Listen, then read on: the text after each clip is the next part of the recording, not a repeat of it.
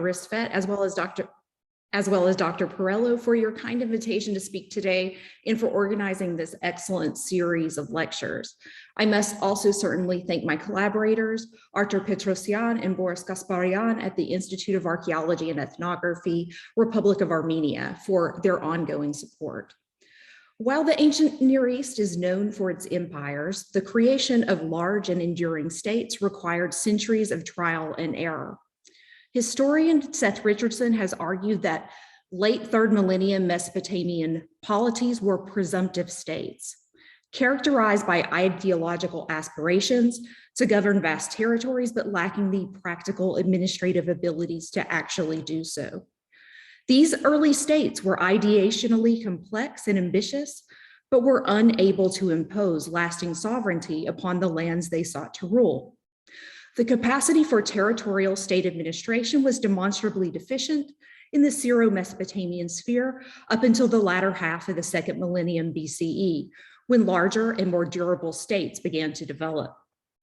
The observed shift from aspirational administration of territories to increasingly realized sovereignty was a critical breakthrough. Certainly, a revolution of such magnitude begs the question: what changes happened in the 2nd through early 1st millennia BCE that allowed for the creation of increasingly effective imperial enterprises? I argue that fortified regional networks contributed to the increasing stability and size of ancient Near Eastern states, such as Urartu. By the early 1st millennium BCE, fortified regional networks, FRNs, were an important tool used by ancient state makers to both defend and control extra-urban territories in Western Asia. FRNs were regional rural systems consisting of fortresses, forts, wall segments, and towers, organized along roads and at river crossings. The strongholds of the FRN functioned in multiple ways. They guarded the roads at critical intersections, served as fire beacons to send information quickly, and functioned as waystations to facilitate travel. Since 2017, the Vayots DzorFortress Landscapes Project, the VDFLP, has investigated FRNs in their landscape context. The area of interest, the Yagagas River Valley in southern Armenia, witnessed 2 booms in FRN construction: the early Iron Urartian periods, and again during the heyday of the Silk Roads. The fluorescence of fortified regional networks during these 2 periods has been documented through extensive and intensive regional survey and in test excavations. The results of these recent investigations will be the focus of the lecture.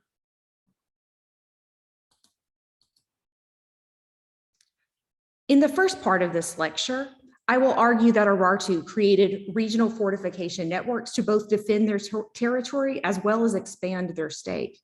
I will present relevant archaeological data and GIS analyses, integrating them with historical evidence.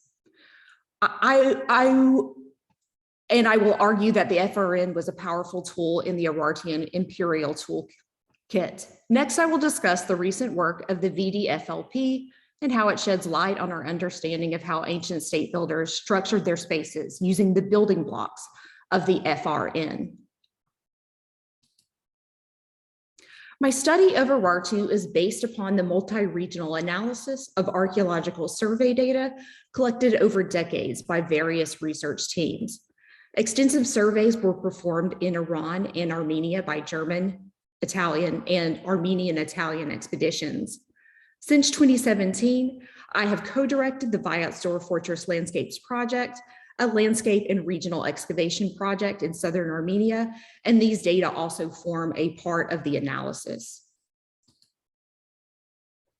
The combined data sets contribute to our understanding of Urartu by examining its expansion east in 2 important domains. In northwest Iran and Armenia, large multi-regional studies have been rare for the empire of Urartu. According to canonical narratives, the early 1st millennium in the ancient Middle East was dominated by the Neo-Assyrian Empire. But there were actually 2 large states that formed a twin imperial system, Assyria and Urartu.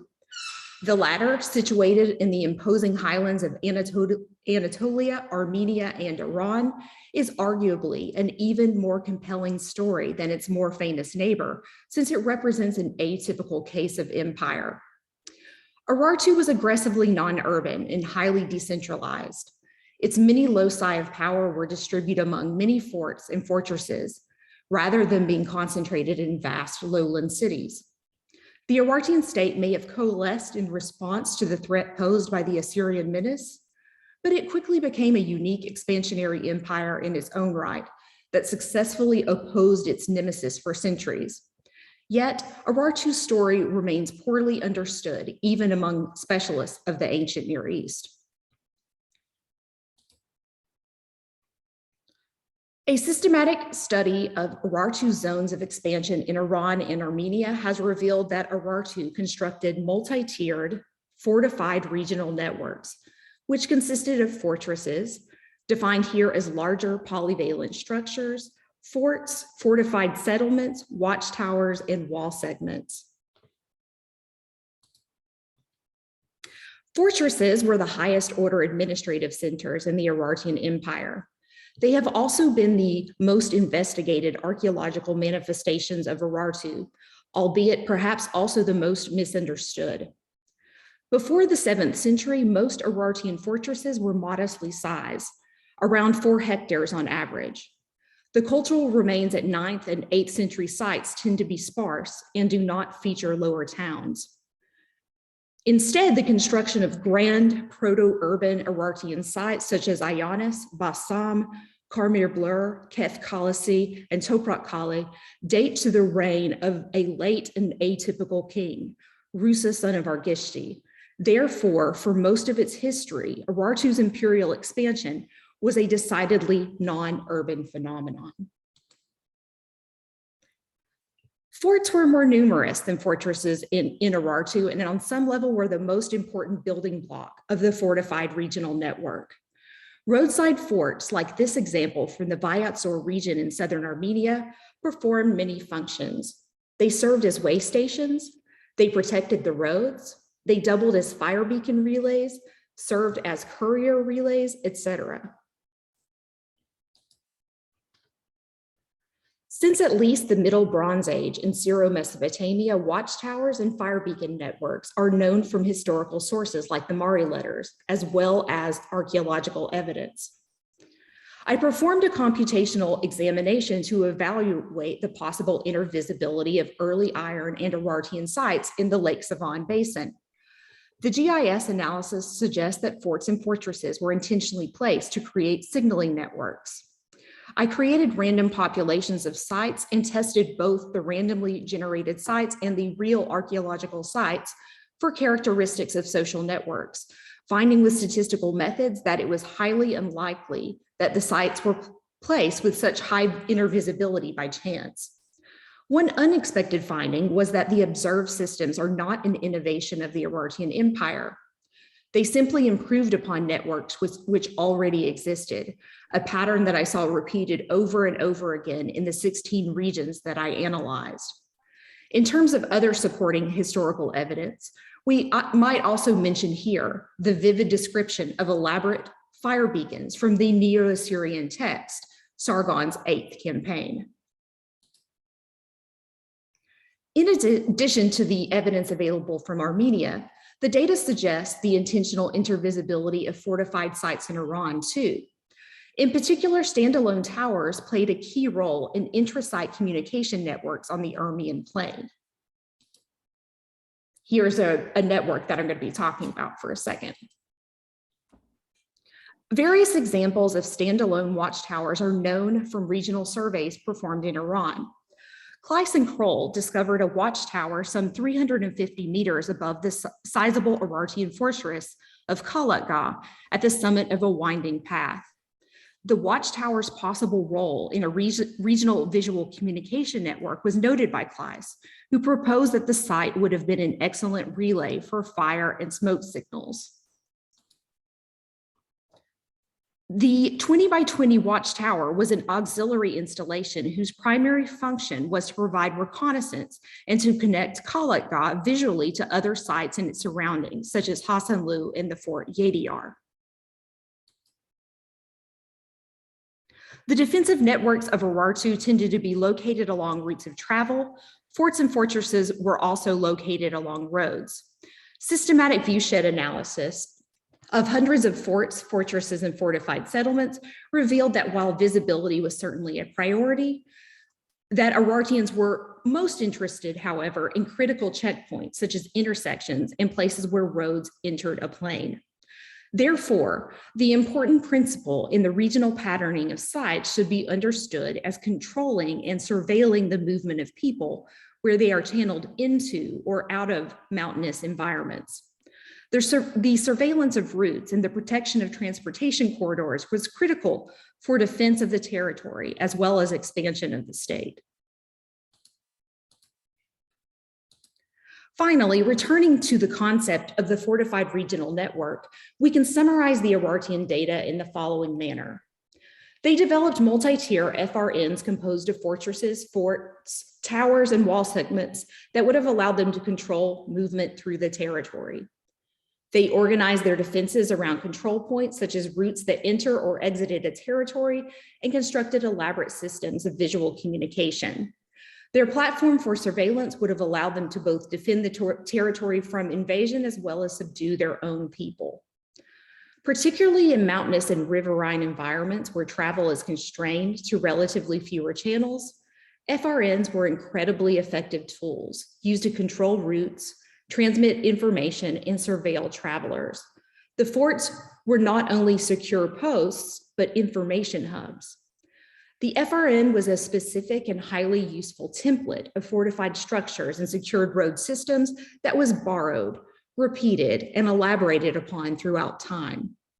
The FRNs also served as the mechanism by which Urartians would expand into neighboring territories. Thus, Urartu's regional fortified networks were both the basis of the state's defensive system and the building blocks of their colonial ambitions.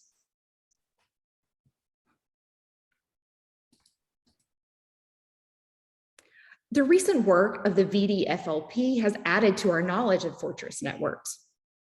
Vayots, for those of you who are not familiar with the region, is a high alpine region crisscrossed by canyons and caves, carved by rivers that flow throughout the region. Today, the town of Erebuni is an important center of wine production as well as a popular regional and European travel destination. The lowest point of the region is the Erebuni Valley, located at approximately 900 meters above sea level, and the highest points in the region lie above 3,000 meters. It is not unusual for us to leave our home base near Erebuni in the morning, located at around 900 meters above sea level, and travel to do work at locations well above 2,000 meters above sea level. The Vayots region is home to a number of important Paleolithic sites. The most studied of these is certainly the Chalcolithic Erebuni cave complex, which has yielded both early evidence for viticulture as well as the earliest known direct evidence of leather shoes in the Near East.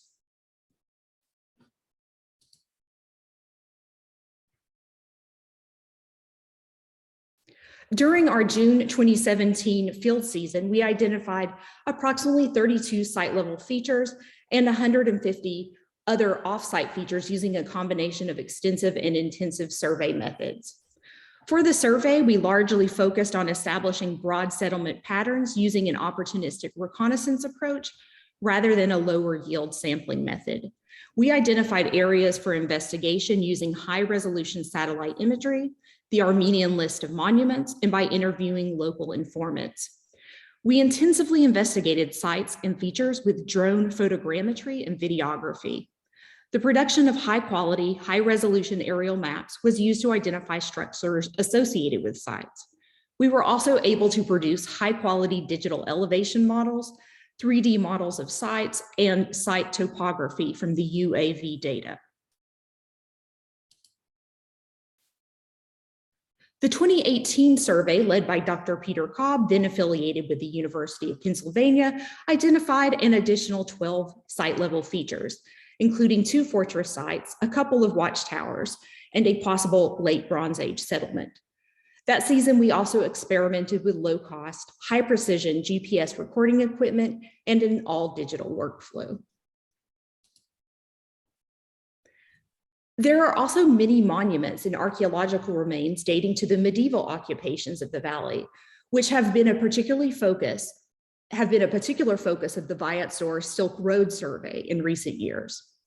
During our survey, we documented a number of medieval fortresses, monasteries, settlements, etc., some previously documented in the list of monuments, others not. In many cases, there is a strong conservatism of place reflected in medieval remains, which overlay older late bronze, early iron, cyclopean traces, which at times complicates understanding the ancient landscape.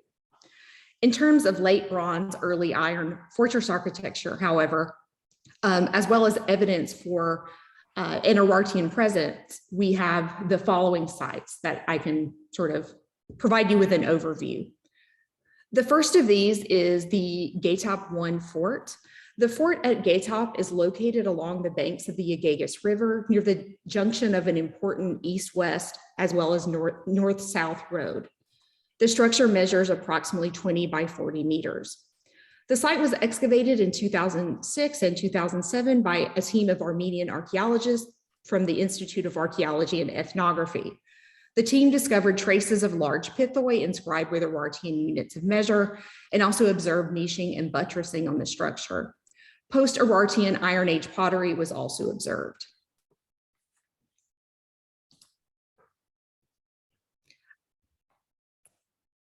Next, we have the Kiosh Fort. The Kiosh Fort site bears resemblance to the construction techniques used at Gatop. This site is located in the heart of Yeganadzor village at the intersection of roads. As you can see here, we have a series of circuit walls. If you look in the photo at right, you see a particularly good frontal elevation of one of these circuit walls just below the apricot trees. There are 5 circuits of cyclopean terracing that surround the site, and there is a small structure, maybe 5 by 5 meters, that is visible on the surface of the site. The next site, the Qalatgah Fort, may have also served as a fort or way station site, but it's much more heavily disturbed than the 2 previous examples. The Cyclopean stones of the fort were later fundamentally transformed into a medieval period necropolis, the stones of the fort being used as a quarry for this mortuary landscape. Here's an example of one of the 10 to 20 meter long circuit wall segments, which are still visible along the perimeters of the site, particularly to the west. You get a better idea of the sort of spatial patterning of this medieval remodeling of the Cyclopean stone architecture into this medieval necropolis with this aerial image. The site placement of this particular site is consistent with Urartian site preferences in the region, and our preliminary identification of the site is Urartian, although it is very difficult to interpret given the significant remodeling during later periods.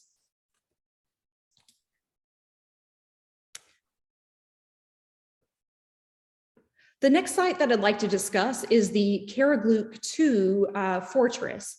And Qalatgah 2 was the focus of 2 soundings during our most recent season of work, which, like many of you, has been interrupted by the pandemic. At present, our theory of this site is that it is a local style late bronze, early Iron Age fortress that was dramatically modified during subsequent medieval occupations.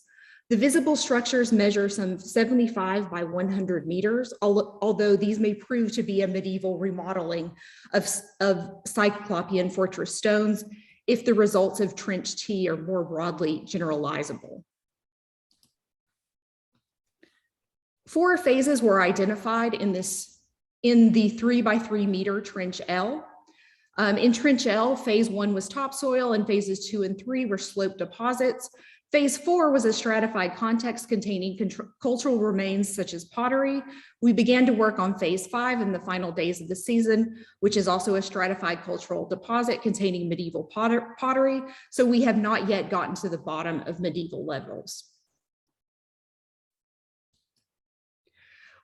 In Trench T, we excavated several phases, which included dense occupational materials, including medieval pottery.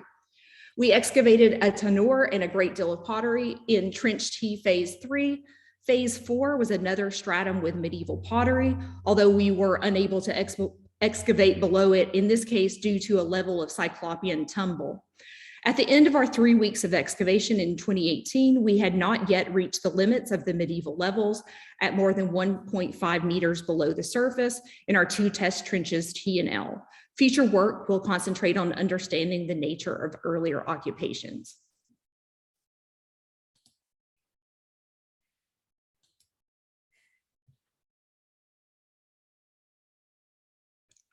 Are you able to see this video okay?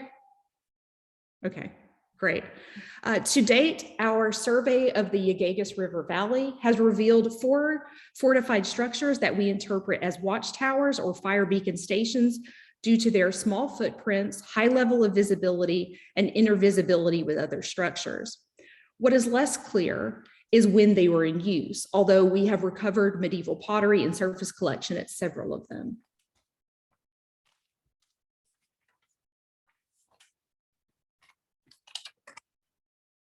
This video shows you the excellent visibility of the site in a way that a description would not. So I thought it was a particularly useful illustration here.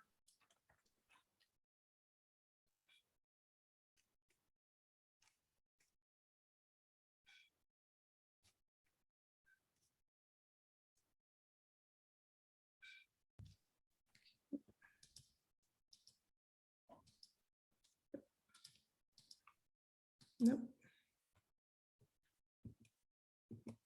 Ah, good.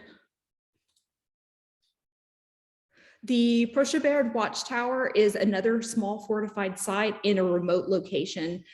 This site is hundreds of meters above the valley floor. It is far removed from other sites, in terms of its situation in elevation. It also boasts excellent views of nearby ridge lines and could have been a relay to communicate across valleys.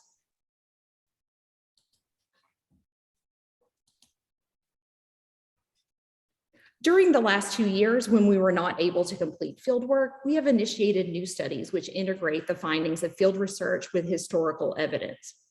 Our idea is to integrate historical and archaeological evidence towards understanding a more chronologically refined portrait of the empire, since Urartu has its own historical texts, many of them carved into living stone throughout the empire, like this particularly lovely example from Sobinar, south of Lake Savon. This visualization shows anisotropic least cost path modeling leading from Tushpa, the purported capital of the Urartian Empire, to stone inscription sites of Urartu. The inscriptions known from Urartu are largely celebratory, most commemorating military victories and royal building. This work is quite helpful in providing an alternative way of modeling Urartu, particularly in its expansionary phases, beyond the polygons often used for territorial state representation. For some decades now, scholars have questioned conventional cartographies and models of territoriality. In a watershed paper, Liverani, for example, argued that the Neo-Assyrian Empire followed a model of network or nodal empire rather than one of a territorial state during key phases of expansion. Using archaeological evidence from the Habor and the Middle Euphrates regions integrated with analytic textual data from the reign of Ashur-Nasirpal, Liverani argued that the Neo-Assyrian state behaved like a network empire. According to his formulation, the empire expanded by first establishing regional centers, which served as central nuclei.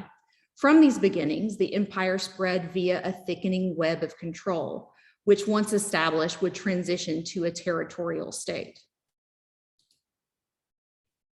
Now zooming in a little bit to a region in Armenia. Here you see Lake Savon visualized.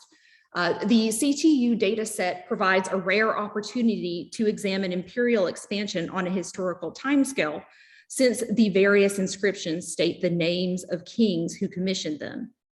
In this reconstruction, the paths between the known fortresses and inscriptions have been created using anisotropic least cost path modeling, which takes into account the slope of the terrain. The paths north from the Iranian fortress of Yerevan match up nicely with known fortress chains.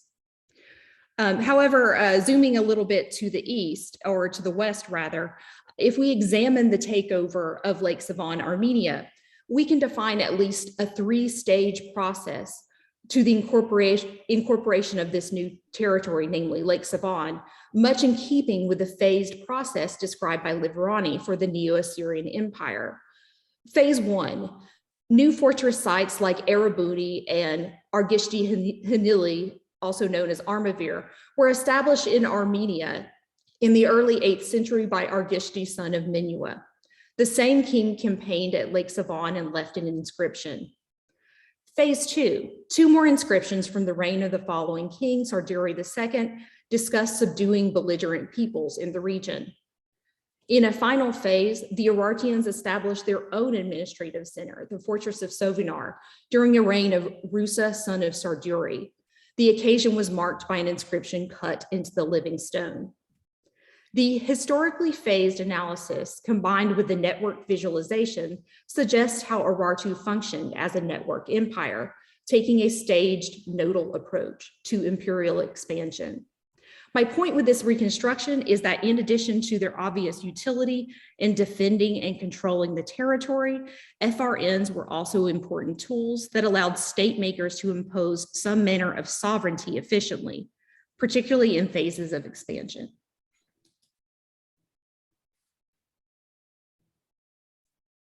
Like many of you, we hope to continue our field research this summer. And however, I can certainly define both challenges as well as opportunities as our work goes forward. The challenges remain that the regional chronologies are at present poorly understood, although we are excited to contribute to the understanding of these. At the sites in this survey region, we tend to find sparse surface remains, although at times where there are areas of disturbance, we get a little bit luckier in our surface collection at the sites. And then sometimes when present surface pottery is heavily eroded. But I would say that there are definitely more opportunities than challenges.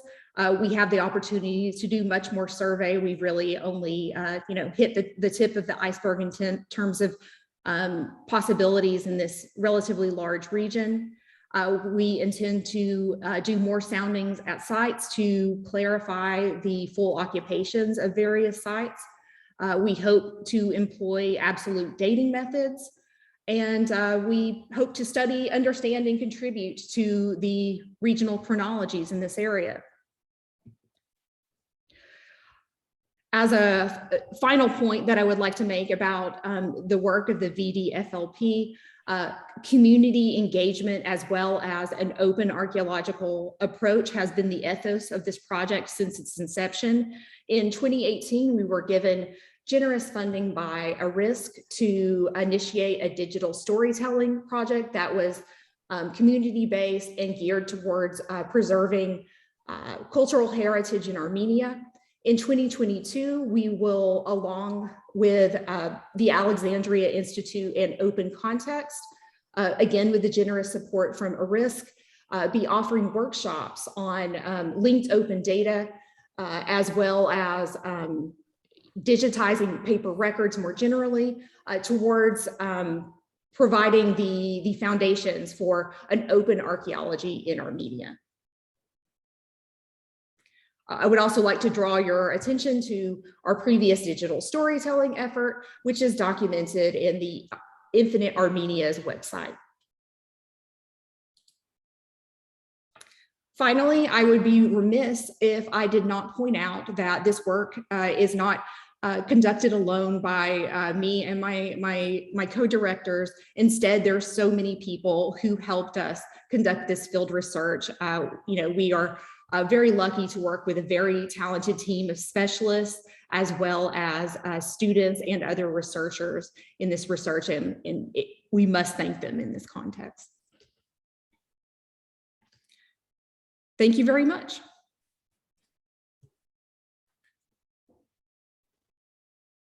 Great. Thank you.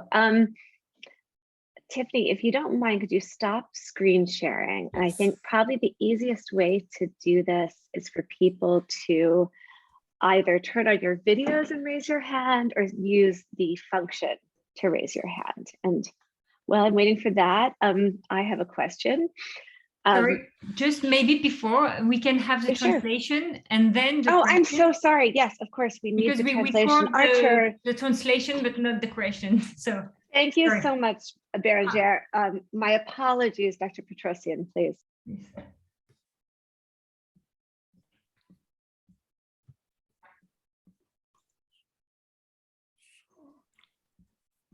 Sorry.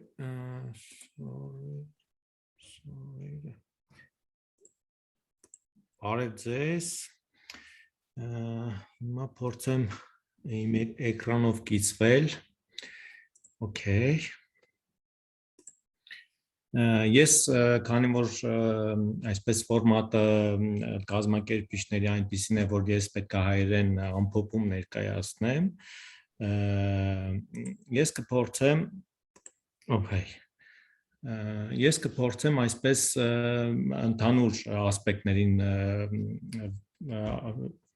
մասին խոսել, ծրագրի, որը ներկայացրեց Tiffany-ն, ու կփորձեմ ընդհանուր այսպես մեր Vayots ձորում կատարվող մեր պրոյեկտների մասին խոսել։ Ընդհանուր առմամբ ծրագրի գաղափարը ինչն է ծրագրի գաղափարը, որ ուսումնասիրությունները կատարվում են Եղեգիս գետի հովտում, խնդիրները բաժանված են երկու մասի, այսինքն արշավախումբը պեղումներ է կատարում քարագլուխ 1 ամրոցում եւ պեղումների արդեն այս աշխատանքների մյուս մասը հետախուզական աշխատանքներ են, այդ դուք տեսնում եք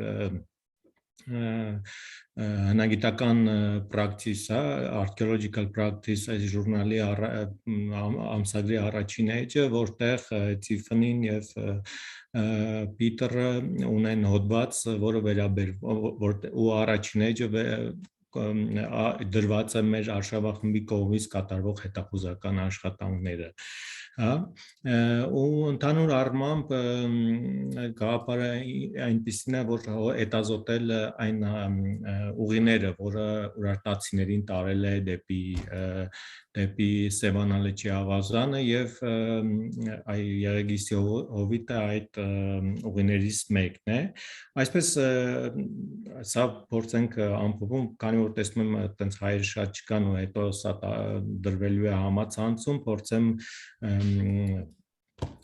ընդհանուր առմամբ Vayots ձորում կատարվող մեր ծրագրերի մյուս ծրագրերի մասին խոսեմ։ Հենց հիմա մենք Vayots ձորում ունենք 4 արշավախումբ, որոնք տարբեր հատվածներում ուսումնասիրություններ են կատարում, բայց կա այսպես միջուկային հուշարձաններ, որտեղ մենք համագործակցում ենք բոլոր հնագիտական արշավախմբերի հետ, սա այսպես Արփագետի հովիտն է, որտեղ հայ-իտալական արշավախումբն է աշխատում, պեղումներ Ելպինի ժայռափխուր համալիրում, Մոխրոտ բնակատեղիում եւ մյուս մեր ծրագիրը, որը կատարում ենք մեր չեխ գոլեգաների հետ, այսպես հիմնականում երկրաֆիզիկական ուսումնասիրություններ, այդ դուք նկարներում տեսնում եք Արենի 1 քարայրում կատարվող երկրաֆիզիկական աշխատանքները մեր չեխ գոլեգաների եւ իրենց հետ նաեւ այսպես քանի որ նրանք տեխնիկապես այսպես հագեցած են, մենք անցած տարի վերականգնեցինք Արենից գտնված գանգերից մեկը, այդ դուք տեսնում եք 18-ամյա տղամարդու վերականգնված գանգը, որը արել է այսպես մեր չեխ գոլեգաների հետ համագործակցությամբ Ռոմորայեսեր, հայտնի 3D դիզայներ եւ մարդաբան, այ մյուս աշխատանքը, որ մենք անում ենք չեխ գոլեգաների հետ, այսպես պեղումներ են գնիշիկ 1 քարայրում, տեսնում եք պեղումներից դրվագներ եւ հայ-իտալական արշավախումբը պեղումներ անում նաեւ Տիգրանաշենում, այս տարի մենք քանի որ Այսպես Tiffany-ն ցույց տվեց Արենի 1 եւ Արենի 2 քարայրները, Արենի 1-ը եւ 2-ը ունեն տարբեր շերտեր, վաղ շերտերի ուսումնասիրության համար մենք համագործակցում ենք Թյուբինգենի համալսարանի մեր գործընկեր Ֆիլ Գլաուբերմանի հետ, որի հետ մենք կփորձենք այս Արենի 1-ը, 2-ը եւ Գնիշիկա Ձոր համալիրը այն միջուկային հուշարձաններն են, որտեղ տեսնում եք մենք համագործակցում ենք բոլոր Վայոց ձորում աշխատող արշավախմբերի հետ, արդյունքը այն է, որ 2 տարի առաջ մենք այս պեղումների արդյունքում այդ բոլոր տվյալների մի բերելով փորձեցինք Գնիշիկա Ձորի հնագիտական համալիրը դարձնել այսպես եւ տուրիստական ուղղություն եւ տեսնում եք բարեկարգել ենք տարածքը, անցուղիներ ենք եւ ինֆորմացիոն վահանակներ ենք տեղադրել եւ իհարկե այդ միջուկային հուշարձաններից ամենակարևորը Արենի 1 քարայրն է, որտեղ մենք համագործակցում ենք մեր բոլոր գոլեգաների հետ, Արենի 1 քարայրի մասին Tiffany-ն ներկայացրեց մի 2 բառով, աշխարհի ամենահին Եվրազիայի կաշվե կոշիկը, գինու արտադրական համալիրը աշխարհի ամենահին,